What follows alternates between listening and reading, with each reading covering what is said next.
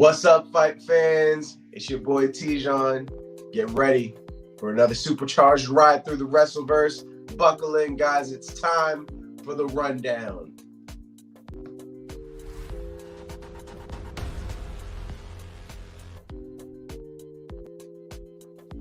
All right, man. NXT was awesome last night, so that's what we're going to be talking about this day. We're going to talk about NXT rundown. Oh man, it was awesome. I gotta say, last night was really good. Had some moments, so we get to see. Well, let's talk about the main three things real quick. So the first thing is, of course, the never-ending beef between Braun Breaker and the Dirty Dogs. We're also going to talk about, the developments in the ladder match at Stand and Deliver for Carmelo Hayes' title, and lastly, the winners of the female Dusty Rhodes Cup. What a great fight that was. So without further ado, let's jump right into it, shall we? All right, so the matches started off with Roderick Strong going against Solo Sikoa, and this was a pretty decent match. The winner gets to go in the ladder match for Carmelo Hayes' title, North American title, and it was really back and forth for the most part with Carmelo Hayes and Trick Williams watching from the side. They were commenting a little bit, but really just staying to themselves, observing. And also Escobar Santos was there on the ramp watching as well, checking out his competition because he's in it also. So it wasn't too long of a match. Solo Sikoa ended up actually getting the pin after a vicious frog splash off the top ropes. Really impressive win, so he is now in. So then we saw him backstage, Indy Hartwell and Persia Pirotta, kind of semi-beefing. I don't really know what their deal is. It's kind of weird. It's like they don't know if they're friends or not yet, but whatever, man. It was kind of stupid, but they're like really gloating more so about their boyfriends and how many views they got from their little soft porn session that they had last week. But yeah, so Indy's boyfriend Dexter had a match with Tony D'Angelo, and it was a very good match. And of course, Indy, Persia, and Duke Hudson were all watching ringside. I haven't seen Dexter Lumis fight for real this year. I think he fought like once, and it was pretty good. I gotta say, I did enjoy this match. You kind of forget how strong Dexter Lumis really is, and he was really manhandling Tony for a brick. It was very impressive. But things finally started changing a little bit once Tony swept his feet and right on top of the stairs. Pretty interesting move that he did, and that just kind of got things going a little bit differently. But Dexter Lumis' strength just kept him in the running. Things really changed when Tony went for his crowbar, and Indy snatched it right before, but then Persia snatched it from her. And so they're talking, and I don't think that she really meant to give it to Tony because she's trying to pull it away from Tony. Tony ends up snatching it, backhands Dexter Lumis with it accidentally. I don't think he even meant to hit him with it, but hit him right across the jaw. He's dazed, easily gets the pin after that. Dexter gets pinned, and Indy's just shocked and looking at Persia like, how could you? What a betrayal. But again, I think it was an accident, and we'll get into that more also. But then Tony takes the mic, has time today to even talk more about how he tricks Tommaso Ciampa into his match at Stand and Deliver, said that it was all a lie. He just wanted the match. He didn't really want to show respect. It was all just to get that fight. So Tommaso Ciampa comes out, gives him a nice fairy tale ending for talking all that crap, and then stands over him and says, I'll make my own fairy tale ending. You don't get to tell me when I'm done. So some real disparaging words from Tommaso, and I think Tony just realized he may have messed up. So that's going to be a fun match at Stand and Deliver for sure, especially if this is Ciampa's last fight at NXT. Expect a banger, guys. It's going to be great. And then Robert Roode, right before his match, is talking backstage, has an interview, and wants his flowers. He did come from NXT, and I feel like people often forget that. That's exactly what he said, and he was pretty dominant in NXT. So he just wants people to recognize him. Everybody's talking about Dolph Ziggler, and Robert Roode has been pretty much overlooked. So Dolph kind of backs him up and tells him, tonight, beat the crap out of Braun Breaker, but save me some scraps because I have to fight him too at Stand and Deliver. But so before we get into that match, though, we get to see Fallon Henley fight Elektra Lopez. And after this is a pretty rough scene. After some pretty trash words of encouragement from Josh and Brooks, the match gets started and Elektra immediately starts whooping her ass. It was bad. It was honestly rough to watch. I gotta say, it was like Fallon tried everything that she could to get something going, and it just was not working. It was so bad. I felt so bad for Fallon Henley. But on the sideline, Fallon's boys took care of the Legado del Fantasma, which is cool. Like they did something. But as far as like the actual match goes, I mean, Fallon had her moments, like I said. Like she's able to get some things going, but really, Elektra just walked out there clean and beat the crap out of Fallon Henley. Ends up getting the pin with ease. Pretty much a squash match. Ooh, excuse me, man. Got allergies. Anyway, moving on to the next thing. So Draco has been getting harassed nonstop, apparently, by what's his name? Joe Gacy. And on his phone, he left him a little video message telling him, you don't have to be alone. Still trying to recruit him to his team, and he's pretty much sick of it. Draco is tired of this nonsense. And Zion Quinn was actually there and was like, you need to handle this. You know what you got to do. Handle it like a man. But if you need me, I'm here. So this will be a very interesting tag team duo. But at the same time, I feel like this is kind of like your generic tag team. It's not going to be that interesting to watch, but we'll see.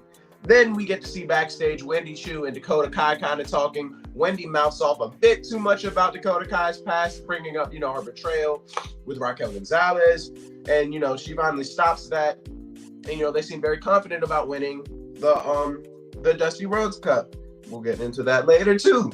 But we're getting into now Braun Breaker's match with Robert Roode. And this was pretty good.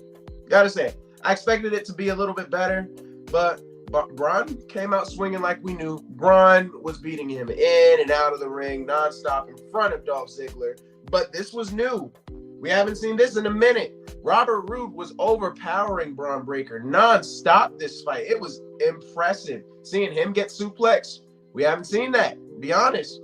But, and I don't even think that Robert Roode really got suplexed. Like usually you see him do that nice, huge suplex where he just has him suspended in the air, kind of like Rhea Ripley does. We did not see that at all from Braun Breaker. And I think it's because of this move here where Braun tried to spear Robert Roode. Dolph Ziggler pulled him out the way and Braun just ran his shoulder right into that turnbuckle. So I think that took that skill set away because he was like nursing that shoulder for a minute. But Dolph Ziggler gets kicked out right after that. Dolph is furious but has no choice but to leave. That didn't really affect Robert Roode too much, who just was dominating for a good 20 minutes. After that point, it felt like a barn burner, but it really wasn't that long of a match. And we saw a nice Hurricane Rana off the top ropes from Braun Breaker. Who knew he could do that? I thought he was going to land on his neck when I saw this move. I did not expect him to pull that off. And he tries to do a nice little pump press on Robert Roode. Does not work out for him. He ends up getting the glorious DDT, but he cannot pin him. I thought that this was going to be the end. Instead, Roode gets caught off the top ropes after he tried to dive on him and slammed into the canvas. That ends up being enough to get the pin. So great win for Braun Breaker. That was absolutely awesome. But Dolph Ziggler sneaks him with a super kick as he's walking up the ramp and tells him all to his face, this is his title. He isn't going anywhere. Until he wants to give up that title, it's his to stay. Talking right over his unconscious body. I don't think that Braun heard any of it. He's in La La Land. He went to the upper room, talked to Jesus for a little bit. But, we heard it. I'm sure he watched the clip. But, so backstage, Dexter Lumis, is hurt after his match that he had after the loss. And so they have questions for Persia Pirotta. Did you mean to do that? Is that your fault? And she said no. She doesn't want any, any bad, juju. I don't know. I don't think that she really meant it. And she said she didn't mean to, give him the crowbar. He just snatched it from her. And she was like, that's an excuse. Don't use us as an excuse for losing your match. And Duke Hudson would never. And you see Duke Hudson kind of smiling in the background there. So they're like, all right, cool. So do you think that you could beat Gunter? And the answer was of course, yes, because Duke Hudson doesn't that doesn't back around from a challenge. So that's going to be a match that you see also. But you kind of got a sneak peek. This was the next fight. Grayson Waller versus A-Kid. This was also for a spot for the ladder match or at Stand and Deliver for that title that Carmelo Hayes has.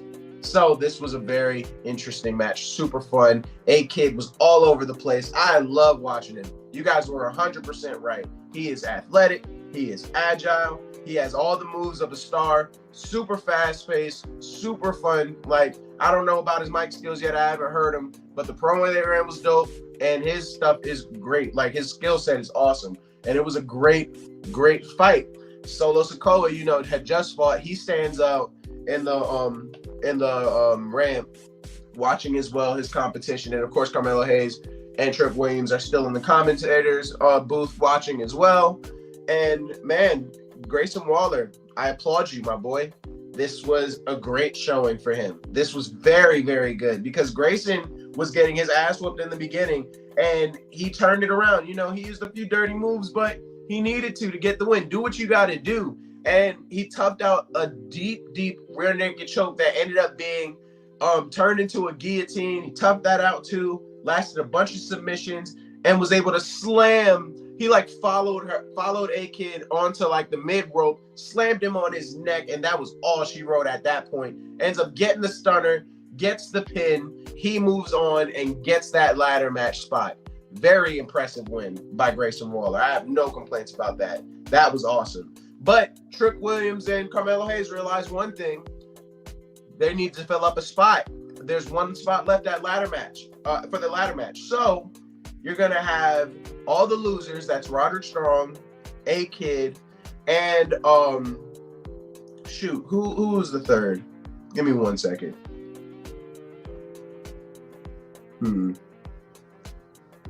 Oh, yeah. So it's A-Kid, Cameron Grimes, and Roderick Strong. There we go. So they're going to be the ones to, fight for that last spot. It's going to be a triple threat match. That's going to be absolutely awesome. But Trick Williams kind of gets personal with A-Kid and starts talking about his mama and ends up paying for it with a flying switch kick. Not the best move. Love seeing Trick Williams get shut up. Next up, though, the Grizzle Young Veterans versus the Creed Brothers. So the Creed Brothers are blaming everybody at this point. Grizzle Young Veterans say that it was not them that jumped them because it would look like this, right in their face. Start jumping them immediately, before the match even starts. But when that match starts, the Creed Brothers are all over it. And, of course, Brutus is just throwing everybody around. They're furious. But the Grizzle Young Veterans were absolutely awesome.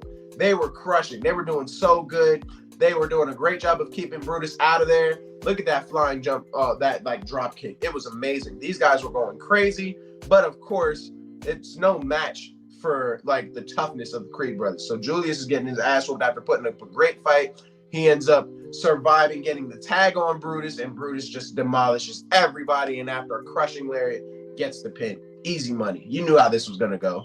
But after their win, you see the mysterious people that did jump them, trashing their gym, texting them saying, "We're going to find you again." But until then, enjoy the scene. Just destroy their gym completely. So I guess we'll see what happens at Stand and Deliver. I'm sure that's when we're going to see who it was. Next up, though, that match between Gunter and Duke Hudson.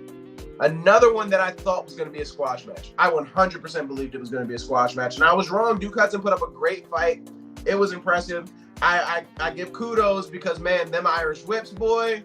Oh, my God. I've never heard such slaps that echoed the arena like that. That crap was horrific. Remember when I said that I could take 10 Irish whips from Gunter? I lied. I'm not doing that shit. Not for that amount of money. I need more money than I think we agreed on before. Because 10 of them, hell no. I think it only took 10 to open up Duke Hudson. It was like he actually had bleeding welts off of his chest. But again, Duke Hudson still fought through and did a pretty good job. But Gunter is just too powerful, man. Gets the pretty easy win off of him after some more vicious Irish whips and then a nice little power bomb to end it off. Gets the pin with ease. I have no complaints about this match. It was very good. And so then, $500 is not enough money. I'm not doing that shit. Fuck that. Anyway, Gunter then takes the mic. We finally get to see him do some skills, finally, kind of talk a little bit, give some charisma. After that's what LA Knight told him anyway, he needs some mic skills. He kind of showed off a little bit, saying, it's a shame how he has been like on top and has been dominant since he got into NXT, and he has to wait for his title shot, but LA Knight can call it out and get it immediately. And LA Knight, of course, comes out and is like, let me talk to you. And immediately Gunter shuts him up. It's like, you shut up now. I don't want to hear nothing from you. Your mouth gets you those matches. You have nothing to do with those because you don't have the skills to back it up. LA Knight tells him, if you ever interrupt me again, I will take your blockhead and knock it off your dad bod. They just are trading back and forth, and LA Knight ends up hitting Gunter, then gets jumped by Imperium. Gunter then comes in to like also beat on him. MSK comes out of nowhere then to save LA Knight, or maybe it was just to capitalize on Imperium being distracted, take them out of the ring, and then it's just them and Gunter, and they immediately basically manhandle Gunter out. Whew, excuse me, again, allergies. Sorry, guys. Anyway, moving on to the very last match. Oh, but real quick, let me go back real quick. So after this whole thing, it's confirmed LA Knight and Gunter will be the match at Stand and Deliver, which will be dope. And of course, MSK is fighting Imperium at Stand and Deliver also. Well, no, they have their triple threat match next week. That's right. Anyway, this was the one that I couldn't wait to see. I was super excited for this. Man, what a showing for Wendy Choo and Dakota Kai to get to where they are, man. So proud of them. And of course, Io Shirai and Kaylee Ray were going to make it. But man, this was a fantastic match. And of course, the Toxic Lounge actually moved up to the ringside. So they had a front row seat to the action. Wendy Choo was just enjoying herself as usual with that unorthodox style. And I mean, they were killing it. Her and Dakota Kai were absolutely killing it in the beginning. I thought that this was going to be like a super intense match, and it was. Look at this save by Wendy Choo, using that pillow to protect Dakota Kai from that 619 that she was sure to eat. And after that, though, that just pissed everybody off.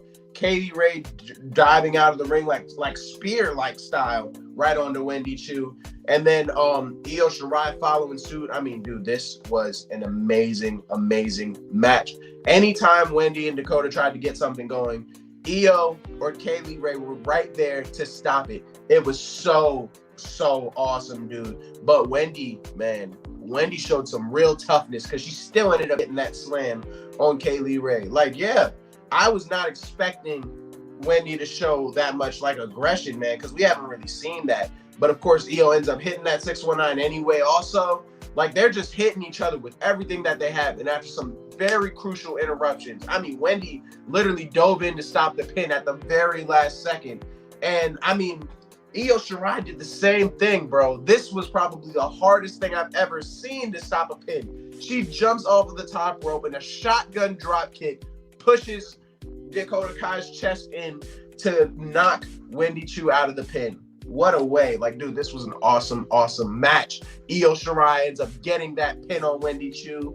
Wow. Well earned. Great fight. 5-star match, guys. But before they could even celebrate, Mandy Rose and Toxic Attraction come to spoil the party, talking their trash about how they're not going to beat Toxic Attraction for the tag team titles. They're not coming for the tag team titles, though. They're coming for Mandy Rose's title. When they hear that, Toxic Attraction and Mandy Rose go off, start beating the crap out of the two women. But Cora Jade comes out of nowhere, saves their butts, and, knocks everybody out of the ring. So this is going to be a very, very, very interesting development. I'm so ready for Stand and Deliver just because this is going to be great. It's going to be a fatal 4-way match now. Io Shirai, Cora Jade, Kaylee Ray, and Mandy Rose just for her title. Let's see if they can knock off Toxic Attraction's big run. Man, it's going to be awesome. I'm super happy with this episode. So let me get right into the ratings. 5 is Fight Forever. 4, this is awesome. 3, you still got it. 2, what? And 1, boring. Don't watch. You're better off watching me or some of my guys because, man, yeah, we do it better. Anyway, though, this is a 4. I'll give it a 4. I was a little bored sometimes, but with the intensity of those big matches, dog, yeah, easy 4. Definitely easy 4. I had a great time with this. I loved it. I had fun. You know, like it was amazing. I had a great time with this event. You guys got to watch NXT and definitely tune in for Stand and Deliver. And you bet I'm gonna be watching it. You bet. So, you know, but that's all I got, guys.